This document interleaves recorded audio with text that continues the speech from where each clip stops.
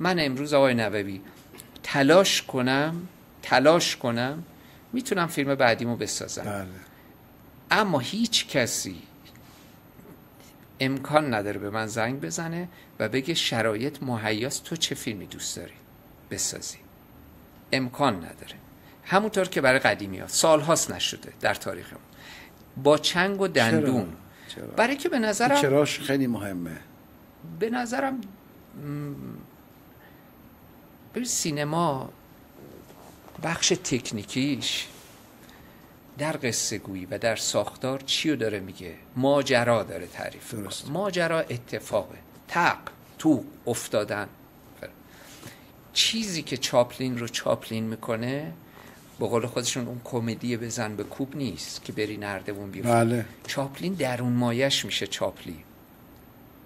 خب اون چیزی که در واقع برای ما و این دوستان و عزیزانی که اسم بردم یا نبردم مسئله است، اون درون مایه است. ما تکنیک رو دوست داریم، خیلی دوست داریم. من هنوز خوشحالم یه پلان رو طراحی میکنم، خیلی خوشحالم. اصلا دوست دارم با فیلم بردار خوب کار کنم، با بازیگر خوب کار کنم. این یعنی تکنیک. اما این که بعدش که فیلم رو میبینی بگی آخه اون احساس انتقال پیدا کرد، اون چیزیه که دغدغه همه ماست. ولی اگر کلمه تألیف کلمه‌ای باشه که درست بخوایم تحلیلش کنیم، یعنی الان تألیف فیلمساز مؤلف شده فیلمسازی که یه جور فیلم بسازه، یه مدل فیلم. نه، اصلا به نظر من قائل به این نیست. بله. فیلمساز مؤلف یعنی کسی که دغدغه‌ای داره، مثل شاعری که واژه نمیچینه.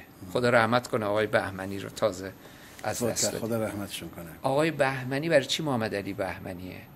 یعنی اینکه وقتی ترانش رو عماد رام میخونه میگه چه ترانه‌ای، همون ترانه سالها، همون ترانه سالها بعد یه شعری رو ما تو تیتراژ پرده‌نشین میذاریم بازم میگه چه ترانه. دغدغه‌ش هم مال خودشه، شبیه هم است. خب بله. یعنی دغدغه شبیه همه، شعر، واژه‌ها، حتی خیلی از چیزهایی که حالا من خیلی بلد نیستم متفاوته. در واقع میشه گفت امضا داره آثارش دیگه. امضا داره. بله. و امضا تکنیک نیست. بله. امضا دغدغه است. امضا معناست. بله. مفهومه. من فکر میکنم که اون بخشیه که همه میگن که خب تو بیا حرف ما رو بزن، تو بیا اون چیزی که ما میخوایم رو بساز.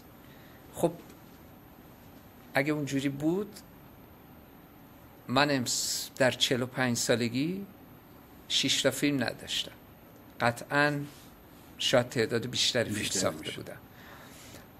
فکر میکنم که این حقوق معنوی فیلمساز، حقوق معنوی هر کار تألیفی به نظرم باید یه ذره جدی‌تر گرفته بشه